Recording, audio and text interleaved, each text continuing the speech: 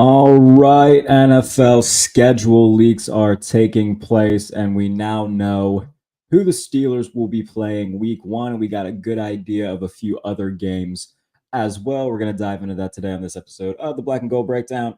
Welcome in. I'm Jared Bailey with you as always. And if you're watching on YouTube, be sure to do all that liking, subscribing. If you're on Twitter, watching on Twitter, please do give me a follow at JBaileyNFL. Or if you're watching on YouTube, head over to Twitter and give me a follow at JBaileyNFL. So yeah, widely reported right now that the Pittsburgh Steelers are going to open their season against the Atlanta Falcons in Atlanta. And so right off the bat, we're likely to have a Arthur Smith revenge game of sorts to kick off the season. I want to give credit to whomever did report that. Let me get it right here. So that is coming from Zach Klein in Atlanta. So shout out to Zach Klein. And then Ari Myrov from 33rd Team has since confirmed that Kirk Cousins and the Falcons will open their season at home versus Russell Wilson and the Steelers. That game will also be the first for new Steelers offensive coordinator Arthur Smith, who immediately faces the team he used to coach. So right off the bat, a revenge game for Arthur Smith facing the team in which he was the head coach before getting fired and getting hired by the Pittsburgh Steelers to be their offensive coordinator. And I would guess that week 2 will be the Russell Wilson revenge game, and the Steelers will head to Denver because the Pirates play at home both weekends to open the regular season. So more than likely the Steelers won't have their home opener until week 3, which is the complete inverse of last year when they played 2 consecutive home games. So, and again, it's not going to become official until tomorrow. I know a lot of people are going to ask, has it been made official yet? Not official. It won't be officially official until tomorrow, but Ari Myrov of 33rd Team, you know him on Twitter as My Sports Update. And the original report came from Zach Klein in Atlanta. So it's looking very much like the Steelers will open up their season in Atlanta against the Falcons to take on Kirk Cousins and Raheem Morris, as Arthur Smith has a revenge game of sorts right off the bat in his first game as offensive coordinator, and that'll be a big game. So looking forward to seeing what that brings. Getting tested against a team like Atlanta right off the bat, I think Kirk Cousins and that offense is going to be really fun. But at the same time, probably a good time for the Steelers to see him because it might take a little bit for them to start gelling. So getting Atlanta week 1, a team who could catch some steam in the back half of the year going into the playoffs, I think it's good for the Steelers to catch them early rather than once they have time to gel. So week 1 can actually be a blessing facing them that early. Sanders says, excited for the 2024 season, as am I. Could also say Russell Wilson could send a message to the Falcons who chose Cousins over him. Sure, yeah, that's a way to look at that. Pittsburgh at Denver week 2, saying a lot of it is I confirmed. Nothing will be confirmed until tomorrow. I haven't seen a schedule leak of that, but if I had to guess, that's what it will be. Well, we know it's not going to be either the Bengals or the Chiefs in week 2 for the Steelers because Cincinnati will travel to Kansas City to play the Chiefs in week 2. So we know it's not going to be either of those 2 teams. There's also rumors that Pittsburgh will be playing Kansas City on Christmas Day. Again, that's not confirmed yet, but there has been I do want to see who put that out as well because multiple people have said something about it. I think it was I think it was Pony. Yeah, I think it was Andrew Filipponi, Pittsburgh Radio, who had said something about that. So take that one with a grain of salt. I don't know, but it does look very likely that the Steelers will open their season in Atlanta against the Falcons. And if I had to guess, they will be traveling to Denver week 2 to face the Broncos. And again, if you're going to face Atlanta, who I think is a team that's going to be good, but it could take some time to gel depending on how much we see them in the preseason, what their camp looks like. There's a lot of different factors that'll go into it. But getting Atlanta that early on could actually be a good thing for the Steelers because, it could take some time for Atlanta to kind of get a groove going. So in Atlanta week 1, if I had to guess, it's going to be week 2 where they'll head to Denver because, again, the Pirates will be home the first 2 weeks of the NFL regular season. And so that it just makes sense why the Steelers would then be on the road because they share parking with the Pirates, which is why more often than not, the Steelers start the season on the road. Last year was a very, big anomaly where they had 2 consecutive home games. They hadn't started off at home since 2014, I think, against the Browns was the last time they started at home. So it'd been like 10 years since they had a home game to start the year. So 2 straight road games is what I would have to guess just because of the Pirates schedule and how that lines up. Justin Weimer, what's up? Watching from South Florida. I appreciate you, Justin. By the way, Justin, member, Pump Fake Plus member, which you can also become if you head over to the channel and become a Pump Fake Plus subscriber. It's $2.99 a month. So if you want to be like Justin and have a chance, for both the Pump Fake and Black and Gold Breakdown, whenever I have my other media friends on, whenever I have players on, you can submit questions to have asked to media, to players. So again, $2.99 a month to become a Pump Fake Plus member. Appreciate you, Justin, very, very much. 8 and 9 Fields takes over unless we get. We don't know the entire schedule yet.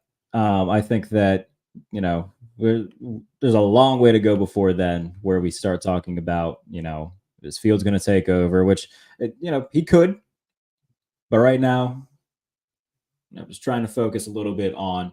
We know that the 99.9% are going to be playing Atlanta again. It'll all get revealed tomorrow night at 8 on NFL Network,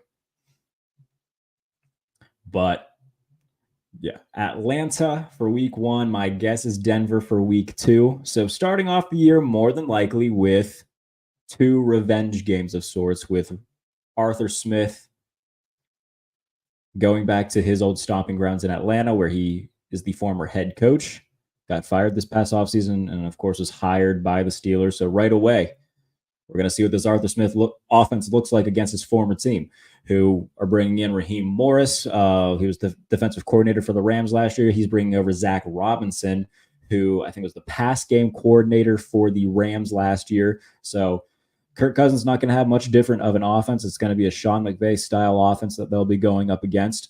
And look, they got weapons on that side of the ball. Like Kirk Cousins, I wanted the Steelers to pursue Kirk Cousins. Obviously, the money that he got from Atlanta, I definitely didn't see the Steelers paying that. But with Kirk Cousins, with Bijan Robinson and Drake London, Kyle Pitts, they brought over Rondale Moore, who is basically their better version of Calvin Austin.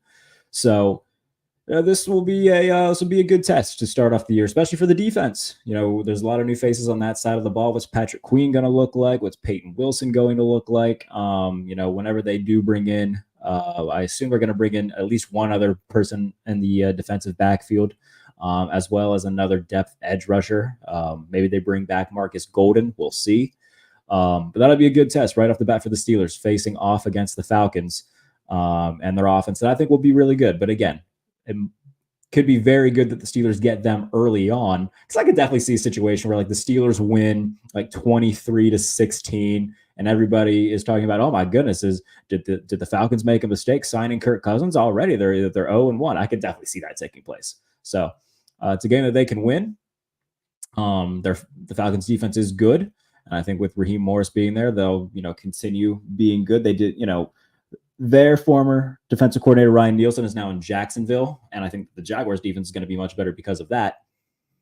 But I expect a lot from Atlanta this year. I think they'll be an 11-ish win team. They'll win the NFC South, and they'll host a playoff game. And the Steelers see them right off the bat. And again, I think that Denver week 2 is going to be the move for a couple reasons. One, again, Steelers are more than likely going to be on the road because the Pirates are at home that weekend. They have a series with the Nationals, I think, that weekend. So Steelers are more than likely going to be on the road for the first 2 weeks of the year. And there's no guarantee that Russell Wilson is going to make it through the entire season as the Steelers starter. And as we're seeing with the NFL scheduling, they're trying to get a lot of these big games out of the way where, we're seeing Chiefs Bengals week 2. Why are they doing that? Well, Joe Burrow got hurt last year and they want that game to mean something and have it early on in the season. So I could see a situation similar to that for Pittsburgh, Denver, where, hey, Russell Wilson starting off the year as a starter more than likely. Let's make sure that game's early to, give us the biggest assurance that he's going to be playing in that game rather than it be week 14 and they've already handed the keys over to Justin Fields. So I think it makes sense why this would be a week 2 game. Steelers are more than likely going to be on the road anyway, or going to have to be on the road. I don't think there's been any sort of confirmation on Denver's week 1 game yet. Maybe there has been. I think they're playing Seattle. I think that was one of the schedule leaks that came through, one of the rumored schedule leaks. They're supposed to be playing Seattle. So if that's the case, then week 2, it would make sense to have Pittsburgh. And it makes sense for the Steelers for all the reasons I've already pointed out. I know there's a lot of you commenting right now. I know still a lot of receiver conversation. I feel like Brandon Ayuk isn't out of the question. I do. I think that if that were to happen, it was going to happen during draft week. We need DK. Don't need DK. It would be a nice piece. They don't, it's not as if that's going to be the difference between a Super Bowl or not. Brandon's the only trade candidate that doesn't have a contract past this year, so it would make sense if in late July and early August they would deal if negotiations hit a snag. Maybe. Again, I don't think that a Brandon Ayuk deal is happening. I think that if a Brandon Ayuk deal were to have gone down, it would have happened by now.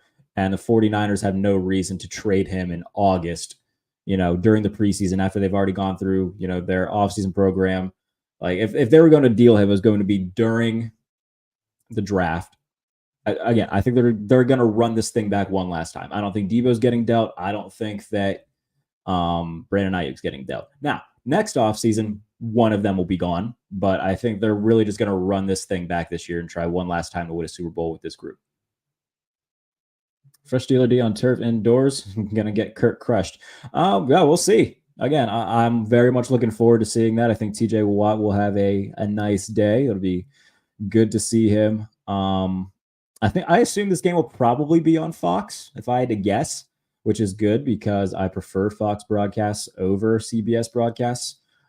Just the way it looks on TV, it just looks like more crisp, if that makes sense. And like the Falcons stadium, like their field, I hate the way it looks on CBS. It just doesn't look as good. So hopefully this game is on Fox, which would be the second straight year the Steelers have started the season on Fox. Don't know when the last time that happened was. Probably not in my lifetime. It's going to be either Ayuk or DK. I don't think it's going to be Ayuk. I think that DK is much more likely. I think that Cortland Sutton's still probably the most likely name. Only way I see Deebo getting dealt is if CA3 is included. Seems like the odd man out in the wide receiver room. Yeah, I just don't think it's going to be any of the 49ers guys. I think Sutton would be a great addition. In fact, pretty cheap. Yeah, I mean, he's still at a crossroads with the Broncos. He didn't show up for, I think they had their one of their OTAs or one of their mini camps or whatever where veterans were a part of it. Cortland Sutton was not. He's working out by himself in Florida, keeping himself fresh. So, that's one to monitor where, if he holds out in training camp and nothing's getting done, then maybe the Broncos would feel, they would change their tune a little bit and be more open to trading him. So that's one to keep an eye on. Treylon Burks is the trade that most likely to do. I would agree. In terms of bigger names, though, I think that Sutton's the most likely one, with DK Metcalf maybe being the second option. I think Treylon Burks, like if they haven't made a move by July and you can get Treylon Burks for nothing, then that's the move that they would probably make. I do agree with that. I hope the best for Fields, but have low expectations. And that's fine. That's a fine attitude to have. I feel the same way, about like Jaden Daniels in Washington. I don't think he's going to be very good. I wish him nothing but the best. I just don't think he's going to be very good. I think that the Treylon Burks thing is the most likely, and it's a little bit underwhelming, but they can make do with what they've got. They're going to need George Pickens to become more of a, a guy who can win all over the field rather than just catch 50-50 balls downfield and take short passes for yards after catch. He needs to become a better route runner. He needs to win in the intermediate portion of the field. He's been working with Route God, which is good to see. Really trying to get better at that aspect of his game. So that's good. And it means that they're going to lean more on Roman Wilson than some maybe originally thought, where he's probably going to be wide receiver 2 from the slot, and then Treylon Burks is going to be your 3rd. With Pat Freiermuth in there as well. I think that he'll be kind of 2A, 2B with Roman Wilson. So we'll see. But again, Steelers set to start off against the Falcons. 2024 season against the Falcons. We'll know the entire slate tomorrow once the NFL schedule is fully released. And then when that happens, I'm going to be predicting every game from every team. Just kind of going one by one. And then once I'm done with that, it depends on when Playoff Predictor updates to when I can do it. But if they update it, by Wednesday night, I'll stay up throughout the wee hours of the morning Wednesday, get it done. And have my graphic guy make me a graphic. It'll be fun. So then we'll talk about that more so on the pump fake, but we'll talk about the Steelers predictions and the Steelers full schedule on here for sure. But yeah, the Steelers 99.9% certain to take on the Falcons in week 1. And if I had to guess, it would be Denver week 2. So a pair of revenge games likely to start off the year. And then their home opener in week 3, we'll see. If I had to guess as to who it would be, oh man, I don't know. Would they do a division game to open up? Maybe against Cincinnati, who are fresh off against the Chiefs? Maybe.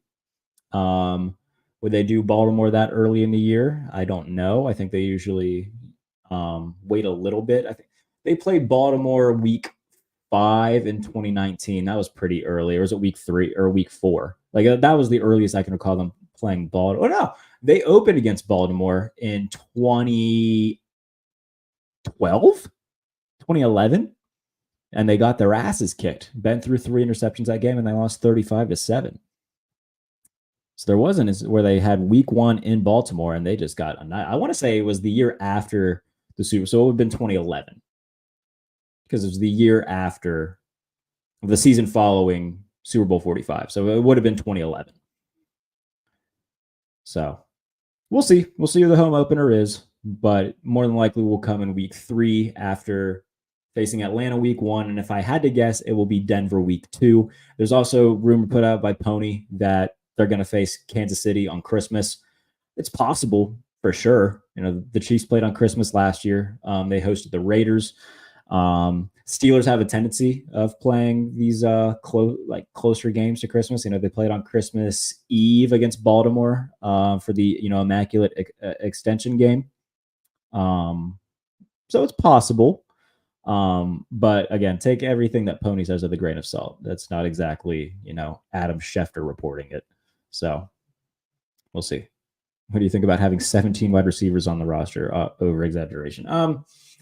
This is a lot of throwing darts and hoping that one sticks. So, you're bringing a Marquez Callaway who had a nice season a few years ago. You're bringing a Scotty Miller who had a productive season at one point. They're just hoping that somebody can rise above the rest. And that seems to be more or less what this is. Miami might trade Waddle. They're not trading Waddle. Definitely not trading Jalen Waddle. He'll get paid. Yeah. No, Jalen Waddle's not going anywhere. So that rumor is true, more than likely. Again, Ari Myrov, or if you know him on Twitter, is My Sport Update. He had tweeted it. Zach Klein in Atlanta had originally reported it. But pretty likely that it's going to be Atlanta for the Steelers on week 1. Would rather be wrong about Fields all day long than right, because that means the quarterback situation is. Yeah, exactly. Yeah. Again, I hope that Justin Fields pans out for sure. Non-Steeler game I want to watch. Ravens at Chargers. The Harbaugh's going at it. I think that does happen this year because the AFC North plays the AFC West, so that'll happen. First time that that'll be the first time that it's happened since the Super Bowl, whenever the 49ers and Ravens played each other. So that'll happen at some point this year. But yeah, I'm excited to see who the home opener comes against. me just pull up their opponents real quick because I can't remember all of them off the top of my head. I know that they play the NFC East as well. So, maybe it's against the Giants because they play the Giants at home. They host Dallas this season. Maybe they have an early season matchup against Dallas. They also, who else do they play at home this year? They play the Jets at home this year. I mean, that would be, especially if they want to do an early season Sunday night game. The Jets are already week 1 Monday night, but hey, if they want to keep, if the Jets are going to be in prime time a lot this year, week 3 Sunday night home opener for the Steelers, I mean, that would be a pretty good spot to do it. So there's a lot of different options that they have. So let me get their opponents pulled up real quick, just because I want to see. Okay, so yeah, I mean, it could be a division opponent again. It could be Baltimore, it could be Cincinnati, it could be Cleveland. Kansas City, again, rumored to be on Christmas, the Kansas City game. We'll see. Could be the Chargers. I don't know if they would do the Chargers that early. But the possibilities for the home opener would be all 3 division opponents, obviously. Dallas, Kansas City, the Chargers, Giants, Jets. Those are your 5 outer division teams, I guess. But then, it could be Baltimore, could be Cincinnati, could be Cleveland. Now, they played Cleveland week 2 last year in their home opener. Would they go back-to-back years with Cleveland as their home opener? Maybe. We'll see. Yeah. Atlanta week 1, and there's a lot of people talking about Denver week 2, and that just makes sense to me again, because if they want to do all of these, revenge games of sorts, and the NFL loves that type of stuff because it gets more viewers and it's a storyline to talk about throughout the week and throughout the rest of the off season. And so if they can do it, they will. And again, there's no guarantee that Russell Wilson's going to be the starter for the Steelers in, say, week 13. So it makes sense to schedule that game as early as possible. And so week 2 makes sense. And again, the Pirates are at home the first 2 weekends of the NFL season. So Steelers are more than likely going to be on the road both weeks and then have their home opener the third week of the season. So hopefully it's someone like the Giants that they can open up at home against. That would be lovely. Would be very okay with that, because I think the Giants are going to be really bad. It would be nice to have a nice little balance. Like, I don't want one half of the schedule to be, full of lightweights, and then, the back half just packed with good teams. I don't want to see, a stretch of, okay, you play the Bengals, then the Jets, and then the Chiefs. Like, I don't need that, because that sounds not fun. But if you can spread some games out where, okay, Atlanta could be a good team, but you got them week 1, new quarterback. Like, usually those things take time to gel. So that's a good spot to have them for the Steelers. And then week 2, likely facing a rookie in Bo Nix. And even if you're not facing Bo Nix, you're facing Zach Wilson. Like, that's a game you should win, regardless of who the quarterback is. Like that, the Steelers defense should dominate that game. Absolutely dominate. Because you're going up against Bo Nix or Zach Wilson. Like, come on now. That's a game that you should own. So if they're dealt that hand in the first 2, I mean, there's a really nice chance they would start 2-0. I think at worst case scenario, they'd be 1-1. I don't think they lose both of those games. And then if you draw the Giants week 3, I mean, man, that is a really nice start to your season where you could be 2-1, maybe 3-0.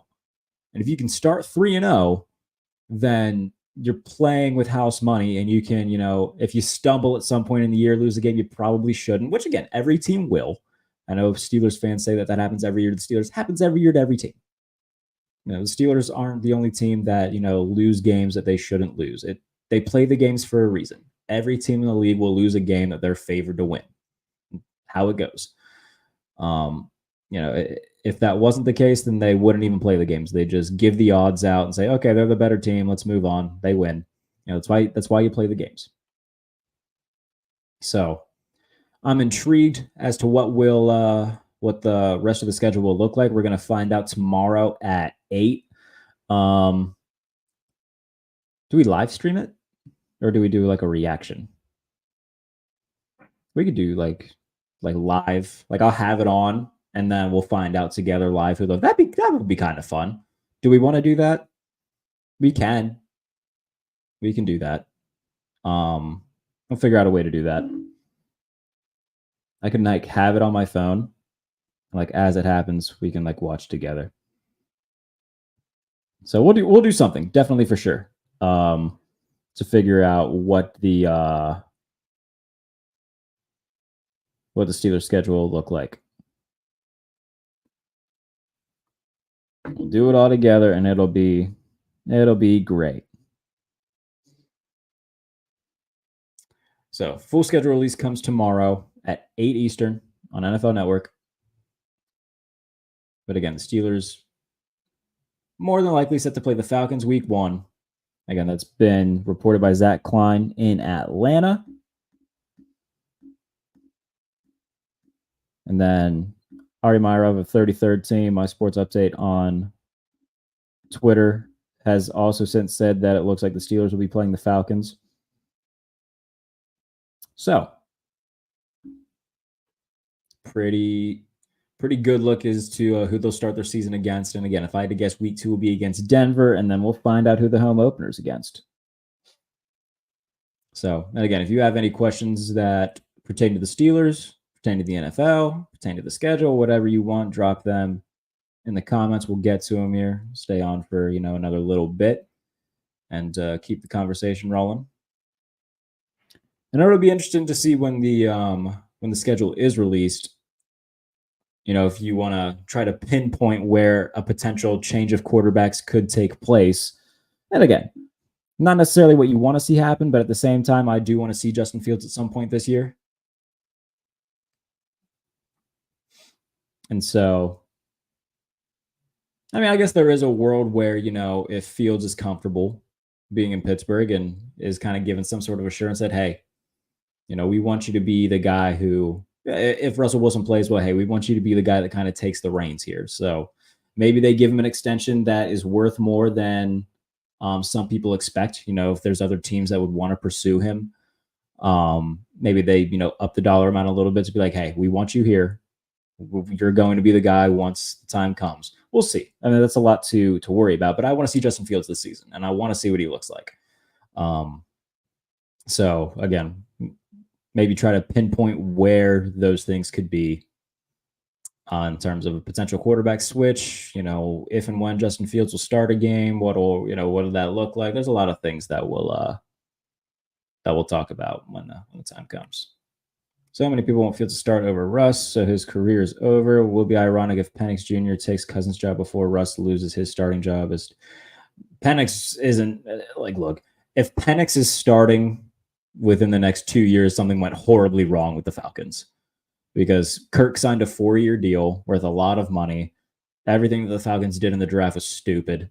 If Penix is starting in the next 2 years, even the next 3, really, things didn't go as planned with Kirk. So I don't foresee that taking place. I think it'll be a good while before we see Penix. All one has to do is go to every team's podcast that lost in the playoffs. All those GMs, coaches, and players on those losing teams would be fired if the fans' opinions counted. And hey, look, that's fair. Now, each team's different and each situation's different when talking about that.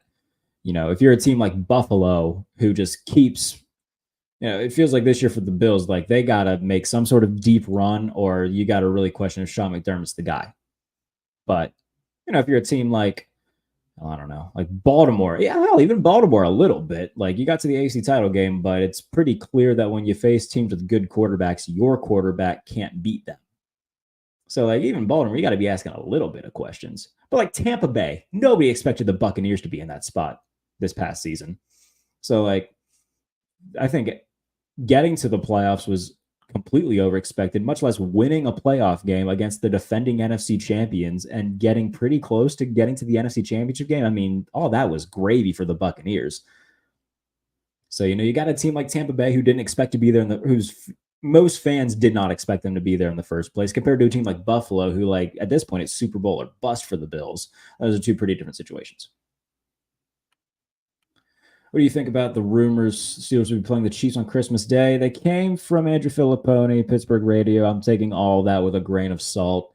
That said, it makes sense that the Steelers will be playing the Chiefs. If they're going to be playing on Christmas, it'll be against the Chiefs.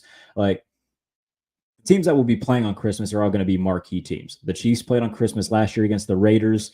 The 49ers, I believe, played last year on Christmas. Like, they played Baltimore last year on Christmas. Like, it's going to be all the very big name teams that are in action. So if Pittsburgh does play on Christmas, it makes sense that it would be the Chiefs. I don't think it would be anybody else. I hope they don't. I don't feel like working on Christmas.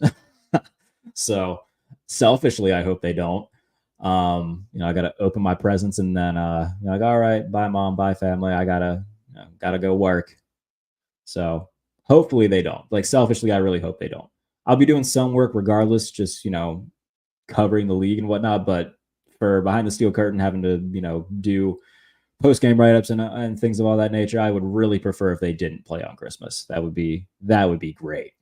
So hopefully they don't. But it would make sense to play the Chiefs, if anybody. I don't think they'll play anybody else on Christmas. I think if they play on Christmas, it's Kansas City.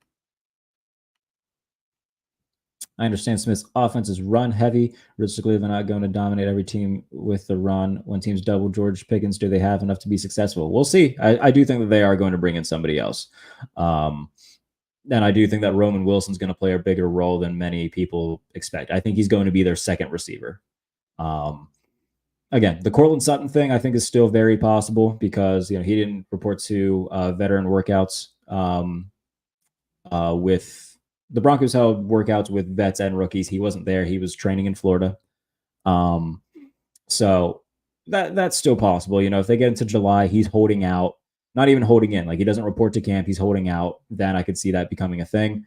But worst case scenario, I think it's going to be Treylon Burks. And then your top three target getters are Pickens, Roman Wilson, Pat Freiermuth, and then Burks at 4. And then you got Van Jefferson and insert other receiver here. Will it be Scotty Miller? Will it be Calvin Austin? Whoever wins that spot will be the other one. So we'll see.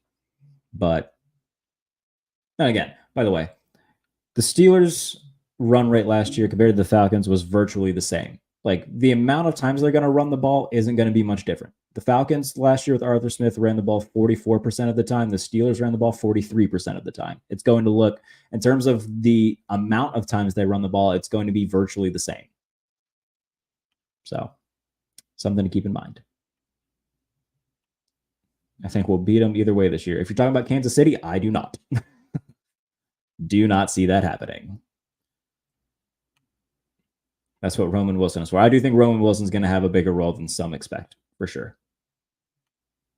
Cowboys, Baltimore, Miami, 49ers, Bills really are the teams I meant. Good correction. I don't even know what we're talking about here. Let me scroll up to your last comment. Oh, okay. Yeah, the playoff stuff. Yeah, that's fair.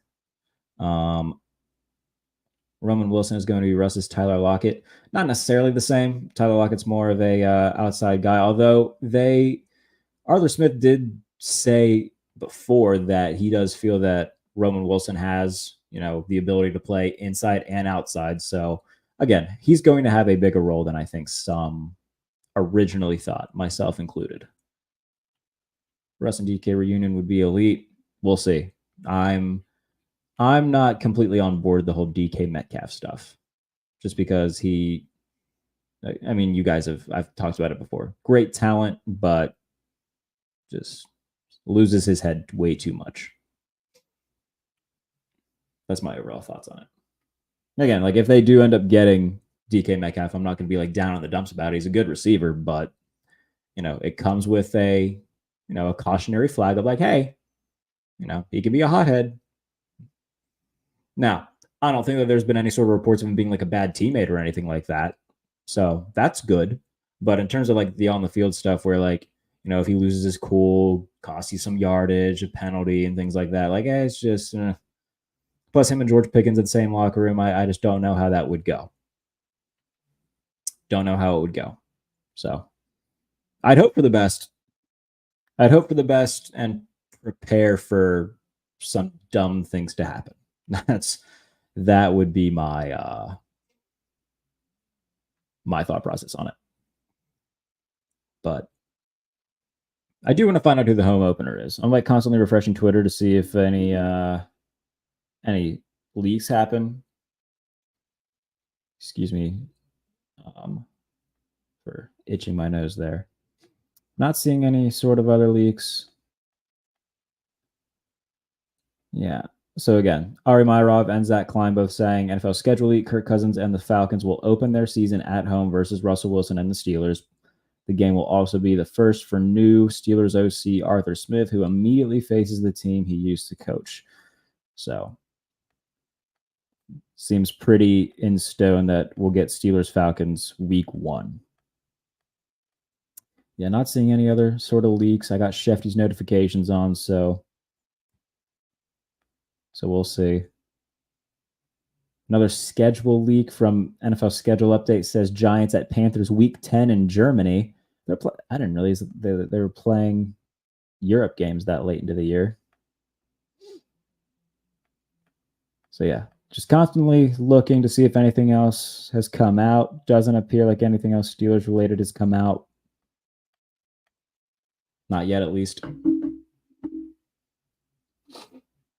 So we'll see. Russ is going to do a lot better at finding Freiermuth. We can hope so. We can certainly hope so. I certainly hope so.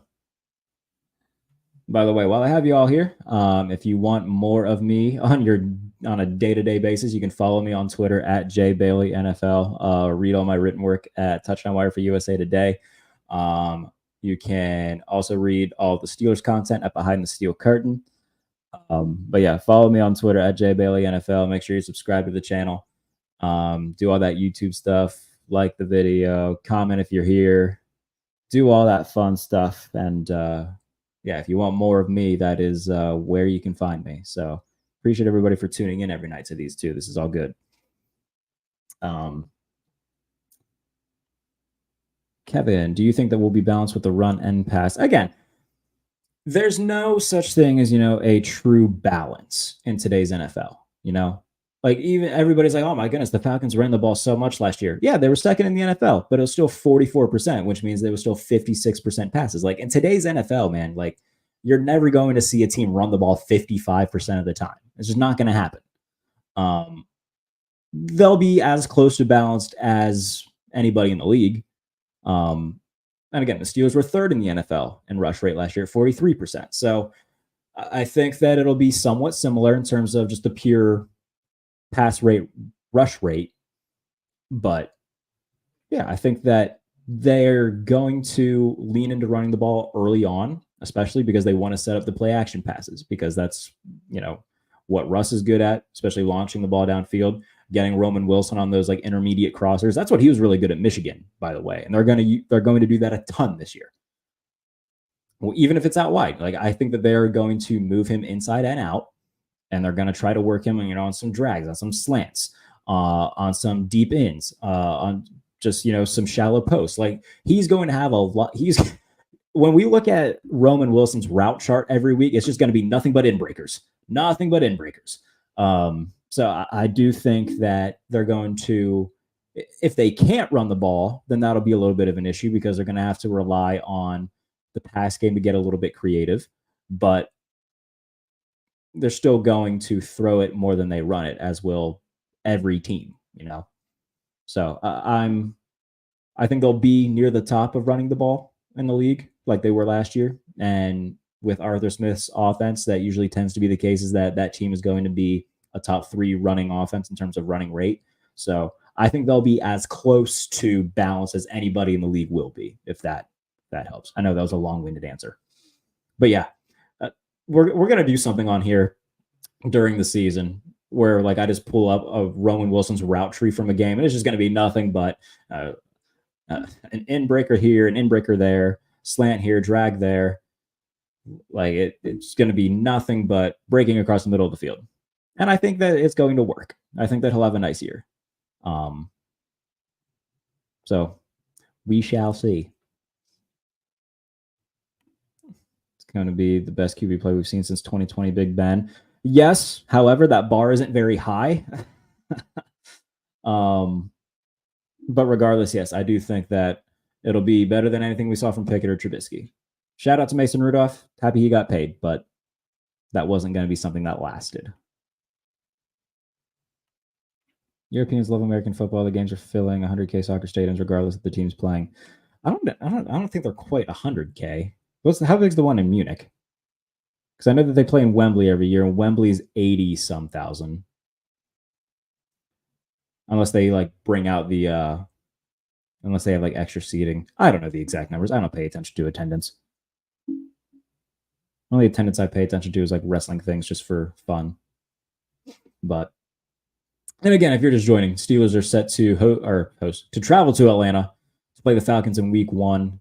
Likely going to play on the road for week 2 because the Pirates are home that weekend as well. And if you don't know, the Steelers and Pirates share parking. So that's why the Steelers very rarely open the season at home. So expect the Steelers to be on the road for the first 2 weeks of the year. And week 1 against Atlanta, week 2, if I'm guessing, will be against Denver. So, and then we'll see who the home opener is against. I'm hoping that, who do I want it to be? I'm hoping it's the Giants, because that would be a great 3-game set to open up against. Like, let's say even if you lose to Atlanta week 1, you should be able to beat Denver. You should be able to beat the Giants. Those are 2 bad teams. Like, those are 2 teams that I think will be picking in the top 5. I don't think Denver's going to be good. I don't think New York's. I think the Giants probably have the number 1 overall pick. That's a quarterback room of Daniel Jones and Drew Lock. Don't see that going far. I think the Raiders would be in the mix too. I wouldn't mind if the Raiders were week 2. Hell, I think I'd prefer it. Because I think the Raiders, well, do I prefer it? Do I prefer that? I don't know. I think it's pretty level for different reasons. Because their quarterback play isn't going to be very good. It's either going to be Aiden O'Connell or Gardner Minshew. Devontae Adams is nice, sure, but didn't play much. He had a nice game against the Steelers last year, but they have a better defensive backfield than they did last year. I think they'll win both of those games. If they don't, I'm going to be upset. Historically, they're not very great against the Raiders. They've won the last 2, but I'm always nervous when they play the Raiders because for some reason, something always happens for the most part.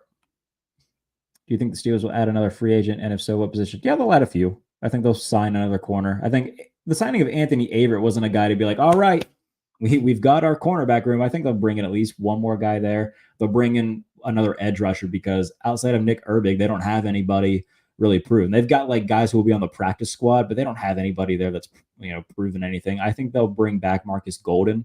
If I had to guess, maybe a David Mayo who played with Washington last year. So some sort of depth signing off the edge. And then I think they'll acquire a receiver somehow. There's not really any good ones left on the free agent market, so it'll have to be via trade, but I think that they'll get another one. Good on the road anyway. Sure. That's fine. Yeah. No, I do think that it'll be 2 road games to start, week 3 home opener. Hopefully, I think I'm hoping for a week 3 home opener against the Giants. Just do it 1 o'clock on Fox. That'll be fine with me. Fine with me. NFL marketing went heavy with overseas fans during the draft this year. Yeah. No, they're definitely trying to. No, I mean, they make money doing it, so I get it. Heard anything? Thoughts on signing Simmons and trading for Mechie Burks? I don't have any sources related to Justin Simmons or anything like that. When it comes to John Mechie or Treylon Burks, I think that Treylon Burks is a name that people are looking at right now because it just would make sense, where the Titans want to get rid of them. The Steelers have a hole at receiver. I think the Steelers are going to try to land a bigger fish, but if we're in training camp and they still haven't, or if we're like, a week from training camp and they haven't done anything, maybe Treylon Burks gets traded to Pittsburgh. But again, if we get into training camp and Cortland Sutton is holding out and the Broncos kind of change their tune on trading him, I could see that being the move. So Omar Khan's going to be patient. He's not going to rush anything. 105K, 90K, and 83K top 3 in Europe. I will adjust my numbers before fat fingering next time. That's okay. No, I was just curious. Just curious what the numbers were.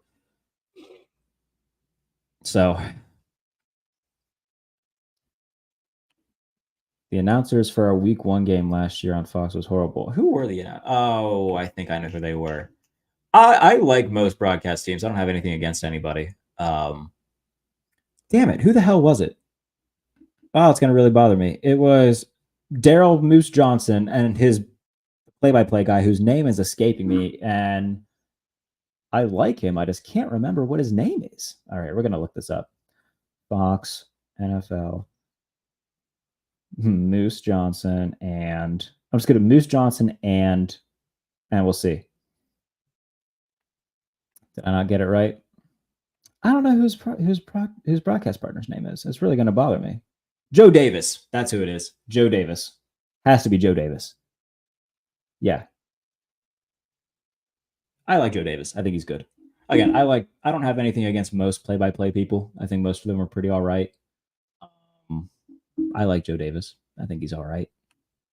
Cortland Sutton just makes so much more sense from all angles. Yeah, again, the Broncos are going to have to change their tune when it comes to either they're going to pay him or he's just not going to show up.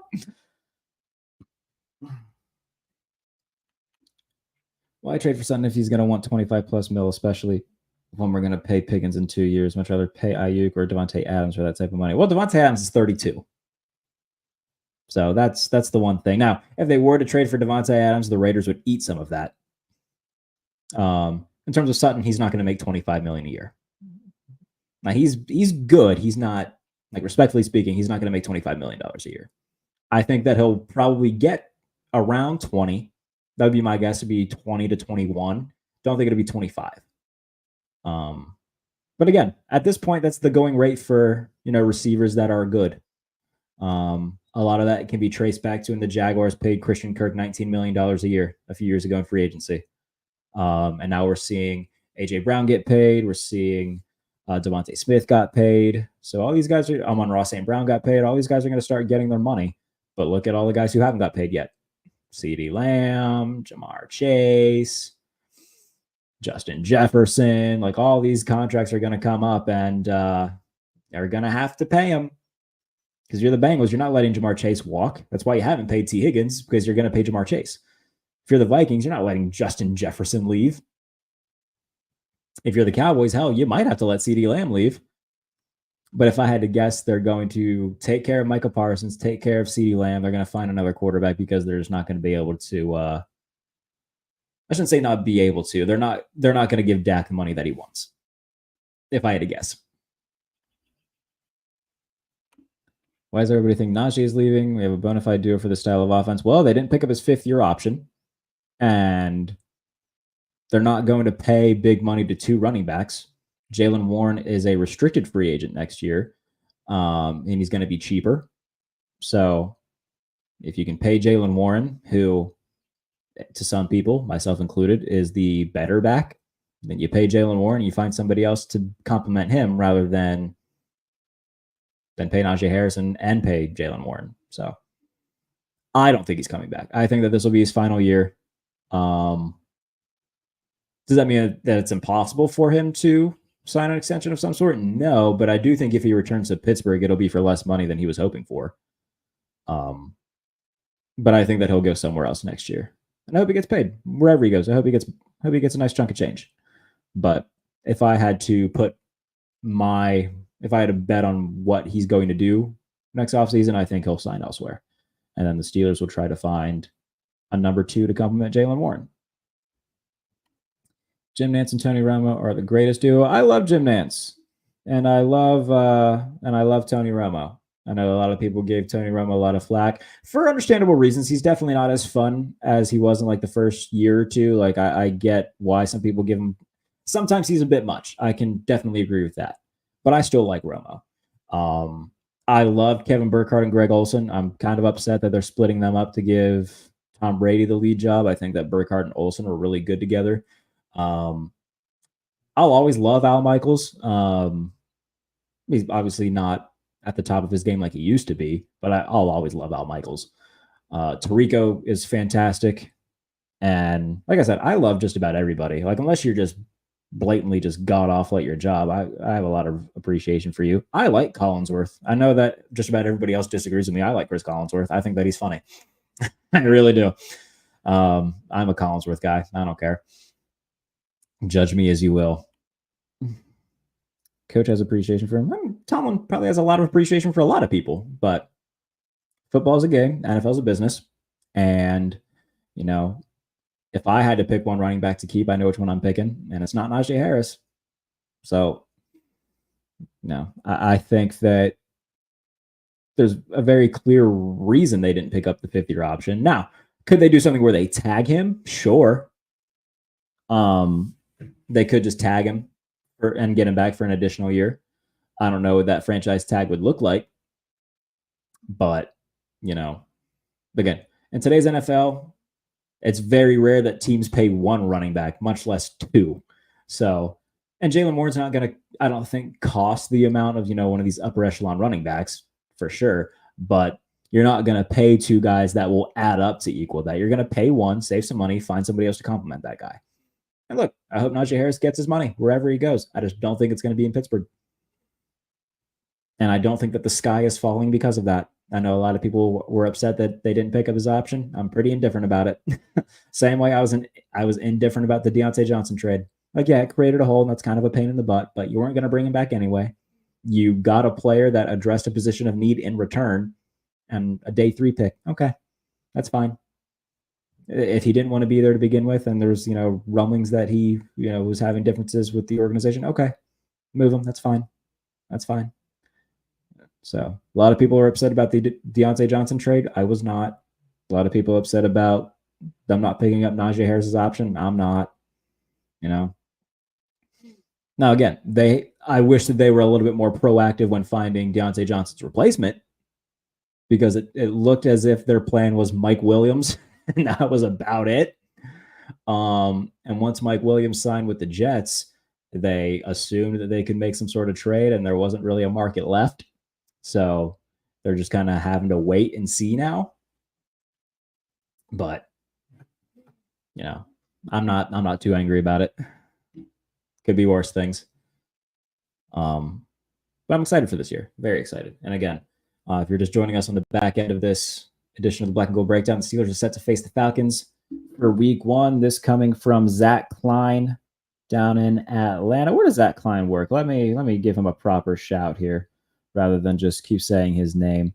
So Zach Klein of WSB Channel 2 in Atlanta, ABC in Atlanta. And again, Ari Myrov of the 33rd team, known as My Sports Update on Twitter. NFL schedule leak says Kirk Cousins and the Falcons will open their season at home versus Russell Wilson and the Steelers. That game will also be the first for new Steelers OC Arthur Smith, who immediately faces the team that he used to coach. So, seems pretty cut and dry that it'll be Atlanta week 1. And then I think it'll be Denver week 2. If I had to guess, that'll be my guess, Denver week 2. And then the home opener will be week 3. And if I had it my way, it would be against the Giants, because the Giants stink. And that would that'd probably be the Steelers' best option, or the best chance to start off 3-0. I don't think they're going to start off 3-0, but it would be the best chance that they could. And we've seen stranger things happen with teams starting 3-0. The Panthers started 3-0 with Sam Darnold a few years ago. Remember that? And then shit completely hit the fan. Sorry, Sam Darnold. So, I mean, they could. I guess the last time they started 3-0 was 2020, when they started 11-0. Before that, I think they started 3-0 in the year that Troy Polamalu hopped over the Titans O-line. What year is that? I think that was 2010. 2011? One of those two. No, 2011 was the Ravens year. 2012? Somewhere in there. They've done it before. Steelers have faced the Titans in week 1 a lot, now that I think about it. I faced them week 1 in, the year that Troy had the one-handed pick on Sunday Night Football. What year was that? 2000. 7, 09. Might have been 09. I think it was the year after they won the Super Bowl. They faced him week 1 and lost in 2014, 2013. Yeah. And then in 2005, they faced them week 1. Willie Parker, that was his first start. Yeah, they faced the Titans a nice amount of times in week 1. There's your fun nugget for the day. Problem with NFL quarterbacks is that there isn't enough tier 1 quality quarterbacks to go around. That means many quarterbacks get more bank when they are worth. Yeah, like Jared Goff's a pretty good example of that. Getting about $53 million a year.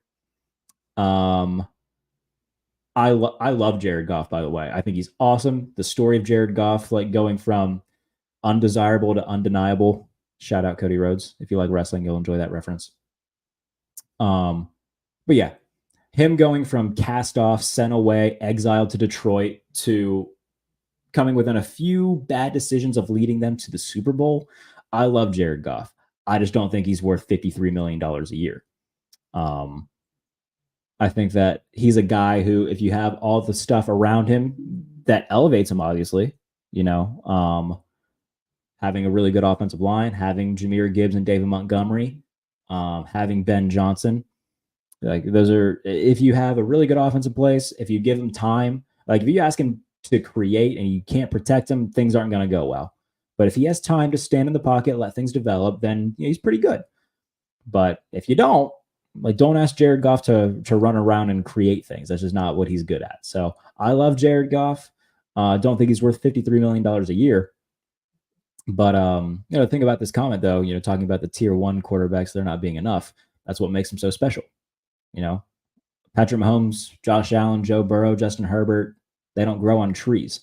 And that's why when you get one, you got to do all you can, especially in the rookie contract, to put as much as you can around them, because eventually you're going to have to pay them, and it's going to be harder to put things around them. And then they're going to be tasked with doing more on their own compared to in their rookie contract when they had more of these moving pieces around them. And that's what we're seeing in Cincinnati right now. Like they paid Joe Burrow. Okay, well, you can't pay Jamar Chase and T. Higgins. You got to take care of the rest of your roster. So, this is probably going to be their last hurrah there as a team. T. Higgins is going to go somewhere else next year. Fine. But, that's why when you get one, man, you got to, like the Texans right now, they know they have one. And that's why you go out and you trade for Stephon Diggs to put next to Nico Collins and Tank Dell, So if you have a guy, you especially if you find out early, like you say, oh yeah, he's a dude. The Packers with Jordan Love are a little bit different because he's been sitting for a while, so like they don't have as much time as the Texans do. Even the Titans, though, like we don't know if Will Levis is the guy, but they're doing their damnedest to find out. They're saying, okay, we'll give you Calvin Ridley. You got DeAndre Hopkins. We'll bring in Tyler Boyd. We'll give you Tony Pollard with Tyjae Spears. Fix the offensive line a little bit. We'll trade for L'Jarius Sneed to make the defense better. Like we're going to give you all we can and give you the opportunity to show us whether or not you're the dude.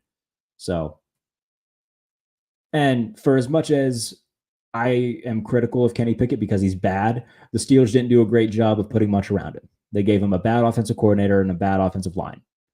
That doesn't mitigate that he's a bad quarterback, but they could have done a little bit more. So, and I think that they're realizing the error of their ways too, because what did they do this year? Well, they got Russell Wilson. They also brought in Justin Fields, but they made sure to get him a good offensive line, upgraded some parts on the defense. So, tier 1 quarterbacks aren't easy to come by, which is why when you find one, boy, you better do all you can to take advantage of it. Those average quarterbacks I mentioned are still better than 99.9% of the athletes on the planet. Sure. Yeah. Now, in the case of like, a Jared Goff, it's, I love Jared Goff, but, if you were to put him on the Chiefs last year, the Chiefs aren't winning the Super Bowl. You know what I mean? So, but hey, I'm just scrolling to see. I saw that I got a notification from Schefter, but it wasn't anything important. So don't worry. Are Are you going to do post-game live? That's interesting. Maybe, because I have to do post-game write-ups for Behind the Steel Curtain every week. So we'll see. If not, like I've said this for the past few weeks in terms of like the content plan for once we're in the regular season. It's likely that I'm not going to do this every day during the regular season because I'll have a lot of other stuff I need to do in terms of writing assignments, editing assignments. Like I gotta, take care of the day job. So when it comes to the content plan for the regular season, we'll do at least 2 a week. That's what I've said. It'll probably be around 3 to 4, but we'll do one, the Friday or Saturday before the game. If people want to do Saturday, we'll see. I tend to lean away from Saturday because people are watching college football and that seems, take up a big chunk of the audience. So I'm thinking about Fridays before the game if it's on a Sunday. If it's on a Monday night, we can do like, a show at like Monday at 7. If you want to rather watch me than Monday Night Countdown, cool, we can do that. If it's a Thursday night, we can do same thing for Thursday night. We can do it the Thursday afternoon before the game, as well as like the Wednesday before. And then I'll do a recap show every week. So we can do one on Monday during the day. We can do one on Friday if it's a Thursday game. We'll figure it out. Still got a little bit of time before then, but I'll make sure that, something will be done. So, but yeah, like, especially because, if the Steelers play at 1, I'm not going to stop watching the games that are also on to do a post-game live. So it'll probably be the day after is what I'll tentatively plan for right now. Cause, I do power rankings for USA Today. So I got to make sure I'm on top of my stuff. So Sundays I'm pretty booked when it comes to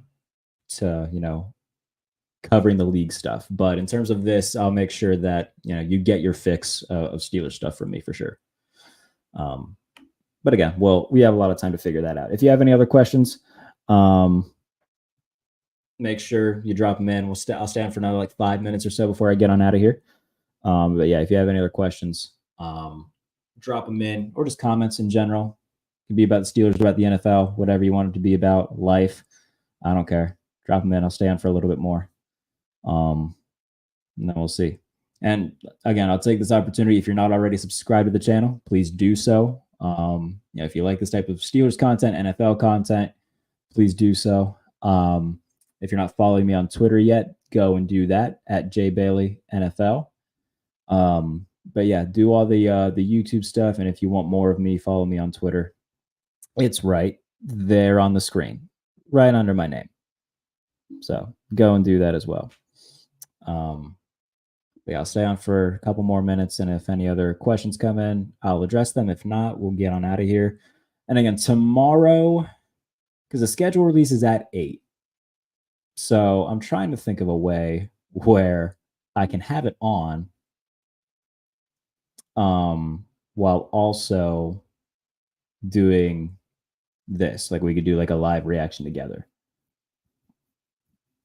But if not, we'll just do it immediately after. So just keep an eye on the channel. If you want to turn on notifications to make it better, cool. If you don't, that's okay too. If you want to become a Pump Fake Plus subscriber, you can do that. Again, Justin is a Pump Fake Plus subscriber, which means that when I do a show for the Pump Fake, he can submit questions to ask my media friends or players whenever I have players on either show. So become a Pump Fake Plus member. That'll be neat. $2.99 a month. That's the cheapest one I can make. So go and do that. Mahomes is following the Brady model, taking a cut to pay supporting cast. He makes up for it in his endorsements. Yeah. And, that's why they were able to keep Chris Jones around. That's why Travis Kelce's done that a little bit too, where he's taking a little bit less money to make sure that other guys get paid. Eventually, though, even then, with L'Jarius Sneed, they knew they weren't going to be able to give him the money that he wanted. So, they went the route of trading him away. They still have another really good cornerback opposite of him. So, there's always going to be casualties, even though Sneed helped them win 2 Super Bowls. So I'm sure that he's, okay with the part that he's done. So Casey's defense won last year's ring. They were 9th in offense and 2nd in defense. Mahomes just made clutch plays when needed, which proves he is special. Yeah, and look, in today's NFL, if you have the choice of having a really good offense or a really good defense, you choose the really good offense 10 out of 10 times. Because yes, the Chiefs defense last year was really good, but they don't win it if they don't have Andy Reid, Patrick Mahomes, Travis Kelce. Like, the offense was still incredibly important, and that quarterback was still incredibly important. Like, if they don't have Mahomes last year, there's maybe one or two other guys that they win the Super Bowl with. You know, if you want to argue Josh Allen, yep, I'd listen to that. If you want to argue a healthy Joe Burrow, I would listen to that. Outside of that, man, I don't know. I think you win the Super Bowl last year with those three guys, and that's probably it on that team. So, and perfect example is the Steelers. In 2016, the defense stunk. It was not good. But the offense was. Offense is really good. And they got to the AFC Championship game. The past few years, the defense has been really good. The offense hasn't been. And what have they done? They've gotten either they haven't made the playoffs, or when they do, everybody and their mother knew they were going to get destroyed. So in today's NFL, man, if you can choose a really good offense or a really good defense, you take the offense every time. Because eventually you're going to have to outscore people. And the Steelers haven't been able to do that in God knows how long. And if your plan going into a playoff game against Patrick Mahomes or Josh Allen is, we'll just hold them to 20 points. Okay, good luck. That's how you give up 40. That's how you give up 35.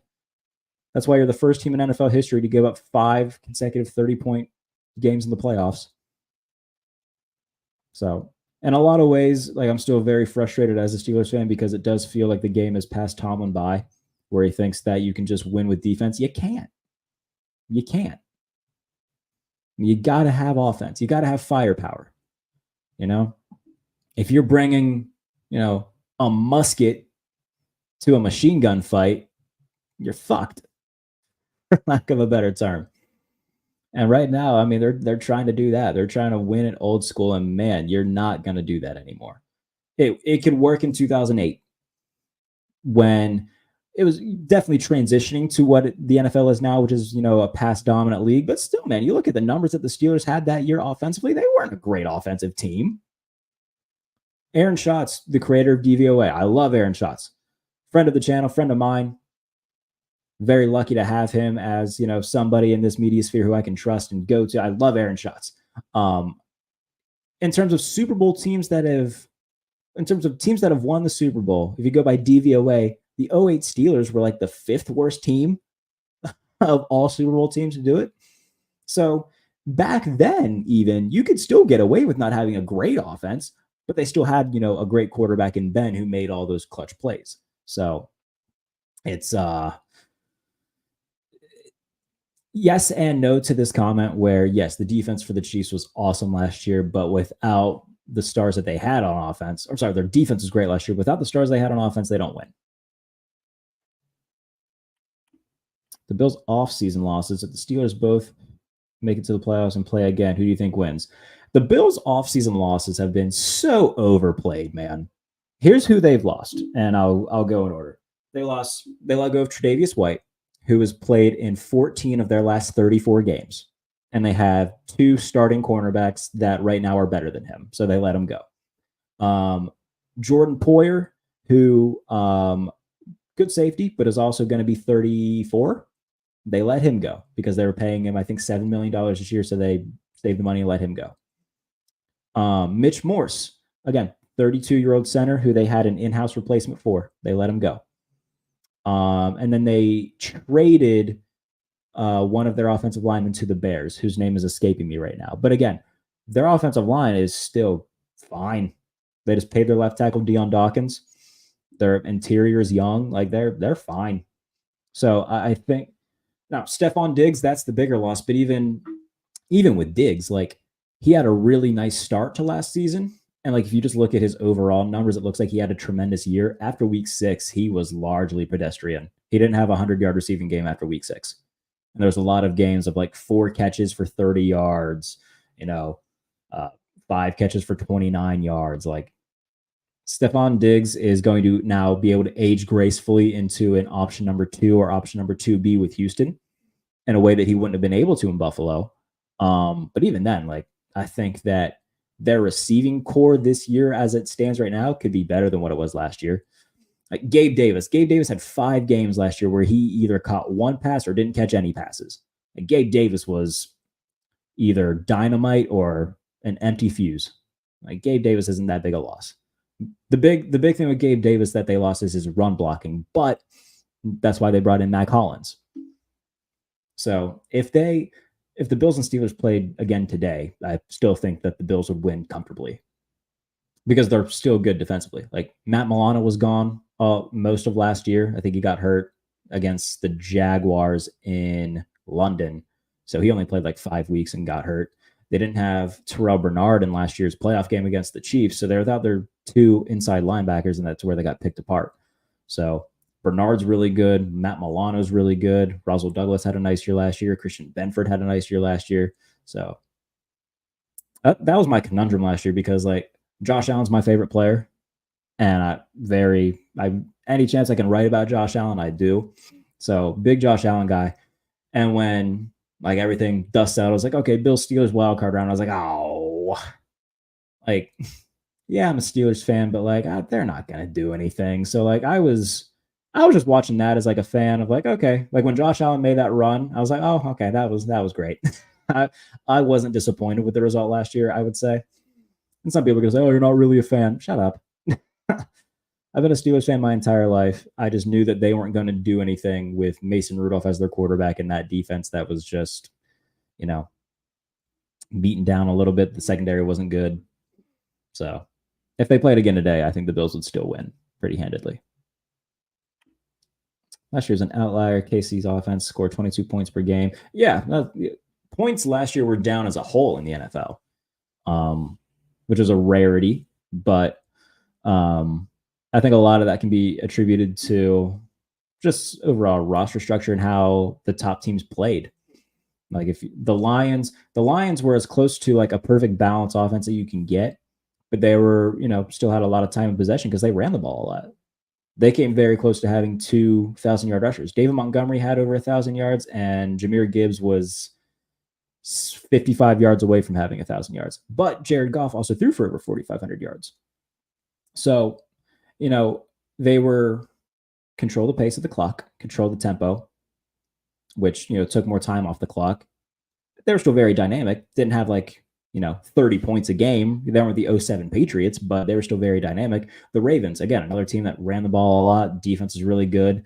The Chiefs didn't have, offensive firepower. Joe Burrow got hurt for the Bengals. So points last year were, lower than expected, and defenses were just, better last year than the average.